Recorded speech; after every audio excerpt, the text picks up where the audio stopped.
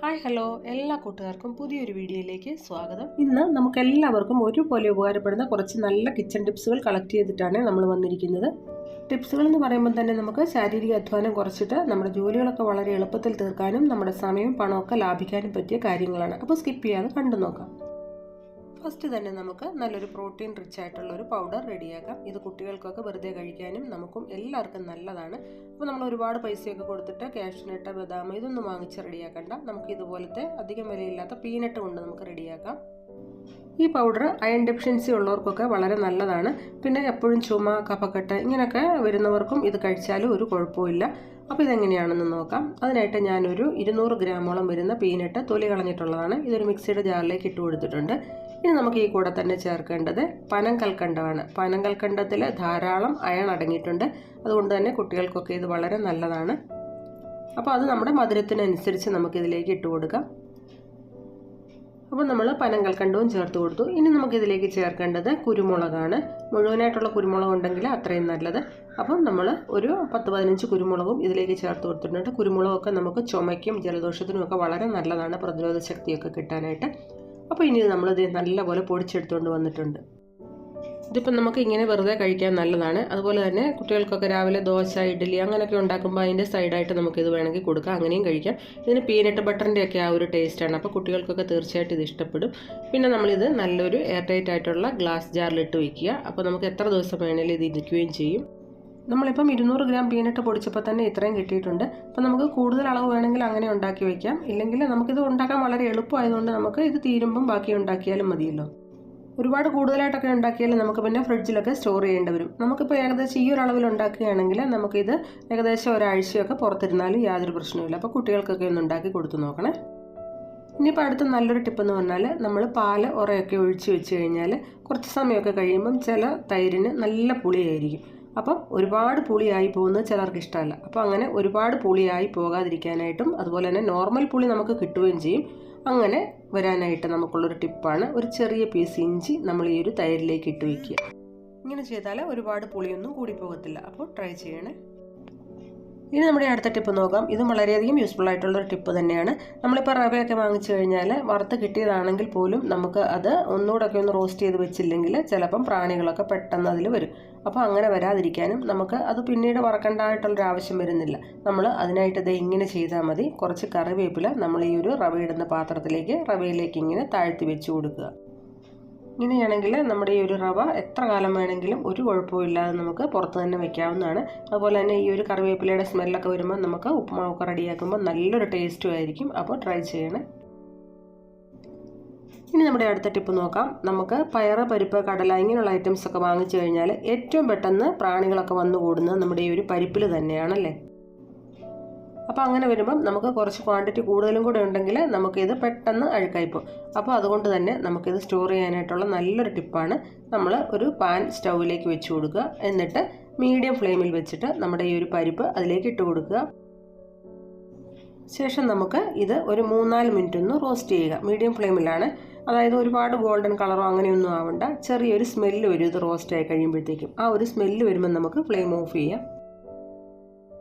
നമ്മൾ വൻപയർ, ചെറുപയർ, കടല ഇതിലൊക്കെ ആണെങ്കിൽ നമുക്ക് വെളുത്തുള്ളി ചതച്ചിട്ടാലും മതി. അത് ഏറ്റവും നല്ലൊരു എഫക്റ്റീവായിട്ടുള്ള ഒരു ടിപ്പ് തന്നെയാണ്. പക്ഷേ പരിപ്പിൽ അത് ചെയ്താലും അത്ര എഫക്റ്റീവ് അല്ല. കാരണം പെട്ടെന്ന് പ്രാണികൾ ഈ ഒരു പരിപ്പിലാണ് വന്നു കൂടുന്നത്. അതുകൊണ്ട് തന്നെ ഇതാണ് ഏറ്റവും ബെറ്റർ ആയിട്ടുള്ള ഒരു ടിപ്പ്. അപ്പോൾ അത് ഇപ്പോൾ ഒരു 3-4 മിനിറ്റൊക്കെ ആയിട്ടുണ്ട്. ഇനി നമുക്കിത് തണുക്കാനായിട്ട് മാറ്റി വയ്ക്കാം.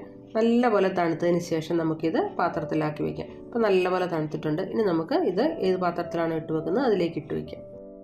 അപ്പോൾ ഇനി മുതൽ പരിപ്പ് വാങ്ങിച്ചുകൊണ്ട് വരുമ്പം തന്നെ നമ്മൾ ഈ ഒരു രീതിയിൽ അങ്ങ് ചെയ്ത് വെക്കുകയാണെങ്കിൽ നമുക്ക് പരിപ്പ് എത്ര കാലം വേണമെങ്കിലും കേടുകൂടാതെ ഇരുന്നോളും. ട്രൈ ചെയ്ത് നോക്കണേ. ഇനി നമ്മുടെ നെക്സ്റ്റ് ടിപ്പ് എന്താണെന്ന് നോക്കാം. നമ്മൾ കല്ലുപ്പൊക്കെ ഇട്ട് വെക്കുന്ന ഭരണിക്കകത്ത് എത്രയായാലും അതിൻ്റെ ഒരു അടിവശത്തായിട്ട് നല്ല വെള്ളത്തിൻ്റെ അംശം കാണും. അപ്പം നമ്മുടെ ഈ ഒരു കല്ലുപ്പിലും നല്ലപോലെ വെള്ളത്തിൻ്റെ അംശം ഉണ്ടാവും, ഈർപ്പം പോലെ. അപ്പോൾ അതില്ലാതിരിക്കാനായിട്ട് കല്ലുപ്പ് എപ്പോഴും നല്ല ഡ്രൈ ആയിട്ടിരിക്കാനുള്ളൊരു ടിപ്പാണ്. ആദ്യം നമുക്ക് നമ്മുടെ ഈ ഒരു ഭരണിയിൽ നിന്ന് നമ്മുടെ ഈ ഒരു കല്ലുപ്പ് മറ്റൊരു പാത്രത്തിലേക്ക് ഒന്ന് മാറ്റി കൊടുക്കാം. അതിനുശേഷം നമുക്ക് ഈ ഒരു ഭരണി നല്ലപോലെ ഒന്ന് കഴുകിക്കൊണ്ടുവരാം. പൊടിയുപ്പിലും നമുക്ക് ഈ ഒരു ടിപ്പ് തന്നെ ചെയ്യാം. എങ്കിലും കല്ലുപ്പിലാണ് കൂടുതലായിട്ട് ഇങ്ങനെ വെള്ളത്തിൻ്റെ അംശം നമുക്ക് കാണാൻ പറ്റുന്നത്. അപ്പോൾ അത് ഞാനിത് നല്ലപോലെ കഴുകിക്കൊണ്ട് വന്നിട്ടുണ്ട്. ഇനി നമുക്ക് നല്ലപോലെ ഒന്ന് തുടച്ചെടുക്കണം. ഒട്ടും തന്നെ വെള്ളത്തിൻ്റെ അംശം കാണാതെ നല്ല ഡ്രൈ ആക്കി എടുക്കണം ഈ ഒരു ഭരണി. ഇപ്പോൾ ഈ ഒരു ഭരണി നമ്മൾ നല്ലപോലെ ഡ്രൈ ആക്കി എടുത്തിട്ടുണ്ട്. ഒട്ടും തന്നെ വെള്ളത്തിൻ്റെ അംശമൊന്നും ഇപ്പോൾ ഇതിലില്ല. ഇനി നമുക്കിതിലേക്ക് ചെയ്യേണ്ടത് ഇതിൻ്റെ ഏറ്റവും താഴെ ഭാഗത്തായിട്ട് ഇതുപോലെ നമുക്ക് കുറച്ച് നമ്മൾ ചോറ് വെക്കുന്ന അരി ഏതായാലും ആ അരി ഒരു പിടിയോളം ഇട്ട് കൊടുക്കുക. അപ്പോൾ ഇങ്ങനെ അരി ഇട്ട് കൊടുക്കുമ്പോൾ തന്നെ നമ്മുടെ ഈ ഒരു കല്ലുപ്പിലെ വെള്ളത്തിൻ്റെ അംശമൊക്കെ ഉണ്ടെങ്കിൽ ഈ അരി ഡ്രൈ ആക്കിക്കോളും. ഇനി നമുക്ക് ഈ അരിയുടെ മുകളിലേക്ക് വേണം നമുക്ക് കല്ലുപ്പ് ഇട്ട് കൊടുക്കാനായിട്ട്. ഇപ്പോൾ നമ്മൾ മുഴുവൻ കല്ലുപ്പും ഇതിലേക്ക് ഇട്ട് കൊടുത്തിട്ടുണ്ട്. ഇനി നമുക്ക് ഈ ഒരു ഉപ്പ് എടുക്കാനായിട്ട് ഉപയോഗിക്കുന്ന സ്പൂണും തടിയുടെ സ്പൂണൊക്കെ ആണെങ്കിൽ ഏറ്റവും ബെറ്റർ. അപ്പോൾ കുറച്ചുകൂടി ഡ്രൈ ആയിട്ടിരുന്നുള്ളൂ. ഞാനിപ്പം ഐസ്ക്രീമൊക്കെ വാങ്ങിക്കുമ്പോൾ കിട്ടുന്ന ഇതുപോലത്തെ സ്പൂണില്ലേ, ഇതാണ് ഇട്ട് കൊടുത്തിരിക്കുന്നത്. അപ്പോൾ ഇങ്ങനെ ചെയ്യുകയാണെങ്കിൽ കൂടുതൽ നല്ലത്. പിന്നെ നമ്മൾ ഈ ഒരു ഉപ്പ് തീർന്നു കഴിഞ്ഞിട്ട് ഓരോ പ്രാവശ്യവും നമ്മൾ ഇതുപോലെ തന്നെ റിപ്പീറ്റ് ചെയ്താൽ മതി. ഇനിയിപ്പോൾ അടുത്ത നല്ലൊരു യൂസ്ഫുൾ ടിപ്പ് നോക്കാം. നമ്മൾ തീപ്പെട്ടിയൊക്കെ നമ്മൾ വീട്ടിൽ ഉപയോഗിക്കുമ്പം മഴക്കാലത്തൊക്കെ ആണെങ്കിൽ ഇത് തണുത്തിരിക്കുമ്പം ഒട്ടും തന്നെ നമ്മൾ എത്ര ഉരച്ചാലും ഇത് കത്തത്തില്ല അല്ലേ. അപ്പം ഇത് നല്ല അടിപൊളിയായിട്ട് കത്താനായിട്ടുള്ള ഒരു അടിപൊളി ടിപ്പാണ്. അതിനായിട്ട് നമ്മൾ ഉപയോഗിക്കുന്ന ഫേസ് പൗഡർ ഏതാണെങ്കിലും ഒരല്പം നമ്മുടെ കയ്യിലേക്ക് ഇട്ട് കൊടുക്കുക. ശേഷം നമ്മൾ ഈ ഒരു തീപ്പെട്ടിയുടെ 2 സൈഡിൽ ആ മരുന്നുള്ള ആ വശത്തേക്ക് ഈ ഒരു പൗഡർ തേച്ച് കൊടുക്കുക. ഇപ്പോൾ ടാൽക്കം പൗഡർ ഏതായാലും യാതൊരു പ്രശ്നവുമില്ല. അപ്പം നമുക്ക് ഇതുപോലെ തേച്ച് കൊടുത്തതിന് ശേഷം ഇനി നമുക്ക് ഒന്ന് കത്തിച്ച് നോക്കാം. അപ്പോൾ നമുക്ക് നനഞ്ഞിരിക്കുന്ന തീപ്പെട്ടി അല്ലെങ്കിൽ തണുത്തിരിക്കുന്ന തീപ്പെട്ടിയൊക്കെ കത്തിക്കാനായിട്ടുള്ള വളരെ എഫക്റ്റീവായിട്ടുള്ളൊരു ടിപ്പാണ്. കണ്ടോ, നമ്മളിത് ഒറ്റ പ്രാവശ്യം ഒന്ന് ഉരച്ചപ്പോഴത്തേക്ക് നല്ല ഈസി ആയിട്ട് കത്തിയിട്ടുണ്ട്. അപ്പോൾ ഇനി മുതൽ ഇങ്ങനെയൊന്ന് ട്രൈ ചെയ്ത് നോക്കണേ. ഇനി നമ്മുടെ നെക്സ്റ്റ് യൂസ്ഫുൾ ടിപ്പ് ഏതാണെന്ന് നോക്കാം. നമ്മൾ നല്ലൊരു ഡിസിൻഫെക്റ്റൻ്റ് ആണ് ഉണ്ടാക്കുന്നത്. അതിനായിട്ട് ഒരു സ്പ്രേ ബോട്ടിൽ എടുക്കുക. അതിലേക്ക് നമ്മൾ പുൽത്തൈലം നമ്മുടെ കയ്യിലുണ്ടെങ്കിൽ അത് ഏകദേശം 1 ടേബിൾ സ്പൂണോളം ഒഴിച്ചു കൊടുക്കുക. എൻ്റെ കയ്യിൽ പുൽത്തൈലം തീരാറായി. പിന്നെ ഇടയ്ക്കിടയ്ക്ക് ഇങ്ങനെ ഉണ്ടാക്കുന്നതുകൊണ്ട് ഇത് വേഗം തീരുന്നുണ്ട്. അപ്പം ഞാൻ ഈ ഒരു പുൽത്തൈലം ഈ ഒരു സ്പ്രേ ബോട്ടിലേക്ക് കുറച്ച് ഒഴിച്ചു കൊടുത്തു. ഇനി നമുക്കിതിലേക്ക് ചേർക്കേണ്ടത് ഡിഷ് വാഷ് ലിക്വിഡാണ്. അത് ഏകദേശം 1 ടീസ്പൂണോളം മതി. ഇനിയിപ്പം ഇതിലേക്ക് നമ്മൾ കുറച്ച് വെള്ളം കൂടെ ചേർക്കുക. വെള്ളം കൂടെ ചേർത്ത് കഴിയുമ്പോൾ ഇത് നല്ലപോലെ മിക്സ് ആയിക്കോളും. ഇനി നമുക്കിതിൻ്റെ ഉപയോഗം നോക്കാം. ഇപ്പം നമുക്കിത് മിക്സ് ചെയ്ത് വന്നപ്പം ഇങ്ങനെയാണ് കിട്ടിയിരിക്കുന്നത്. ഇനിയിപ്പം നമുക്ക് ഇത് വെച്ചിട്ട് നമ്മുടെ വീടിൻ്റെ ഓരോ ഡോറിൻ്റെയും ആ ഒരു കൈപ്പിടിയിലൊക്കെ നമുക്കിത് സ്പ്രേ ചെയ്തിട്ട് നമുക്ക് ക്ലീൻ ചെയ്യാവുന്നതാണ്. അപ്പം നല്ലൊരു ഡിസിൻഫെക്റ്റൻ്റ് ആയതുകൊണ്ട് തന്നെ നമ്മളിപ്പോൾ വീട്ടിലുള്ള പലരും ഉപയോഗിക്കുന്നതാണ് നമ്മുടെ ഓരോ ഡോറുകളും. അപ്പം അതൊക്കെ ഇതുപോലെ നമുക്കിത് സ്പ്രേ ചെയ്തിട്ട് നമുക്ക് ക്ലീൻ ആക്കാവുന്നതാണ്. നല്ലൊരു അണുനാശിനിയാണ്. നമ്മൾ പുറത്തൊക്കെ പോയിട്ട് വരുമ്പോഴും നമ്മൾ ഈ ഒരു രീതിയിൽ നമ്മുടെ ഡോറിൻ്റെ പിടിയിലൊക്കെ ചെയ്താൽ നല്ല എഫക്റ്റീവാണ്. പിന്നെ നമുക്ക് രാത്രി കിടക്കാൻ പോകുന്നതിന് മുമ്പ് ഈ ഒരു സ്പ്രേ വെച്ചിട്ട് നമുക്ക് നമ്മുടെ കൗണ്ടർ ടോപ്പും ഗ്യാസ് സ്റ്റൗവും ഒക്കെ ക്ലീൻ ചെയ്യാം. അപ്പോൾ പ്രാണികൾ, പാറ്റ, പല്ലി അങ്ങനെയുള്ള ശല്യങ്ങളൊന്നും വരികയില്ല. പുൽത്തൈലം ആയതുകൊണ്ട് തന്നെ പ്രാണികളൊന്നും ഈ ഒരു സ്മെല്ല് കൊണ്ട് നമ്മുടെ ഈ ഒരു അടുക്കളയിൽ ഒന്നും അടുക്കത്തില്ല. പിന്നെ നമ്മൾ ഭക്ഷണമൊക്കെ കഴിച്ച് കഴിഞ്ഞിട്ട് രാത്രി കിടക്കാൻ പോകുന്നതിന് മുമ്പ് നമ്മുടെ ഡൈനിങ് ടേബിളും ഒക്കെ ഈ ഒരു സൊല്യൂഷൻ വെച്ചിട്ട് സ്പ്രേ ചെയ്തിട്ട് ക്ലീൻ ചെയ്യാവുന്നതാണ്.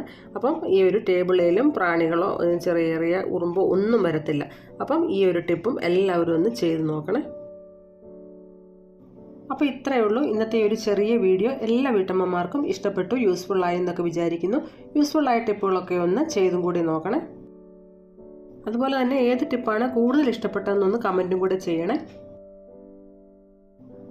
അപ്പോൾ വീണ്ടും എല്ലാ വീട്ടമ്മമാർക്കും യൂസ്ഫുള്ളാകുന്നതും അതുപോലെ തന്നെ ഇഷ്ടപ്പെടുന്നതുമായ മറ്റു ടിപ്സുകളിലൂടെ വീണ്ടും കാണാം. അപ്പോൾ എന്നും പറയുന്നത് പോലെ വീഡിയോ ഇഷ്ടപ്പെടുകയാണെങ്കിൽ ലൈക്ക് ചെയ്യാനും സപ്പോർട്ട് ചെയ്യാനും അതുപോലെ തന്നെ കമൻറ്റ് ചെയ്യാനും ഷെയർ ചെയ്യാനും മറക്കരുത്. അപ്പോൾ എല്ലാവരും സന്തോഷത്തോടെ സേഫായിട്ടൊക്കെ ഇരിക്കുക. Take care. Bye bye.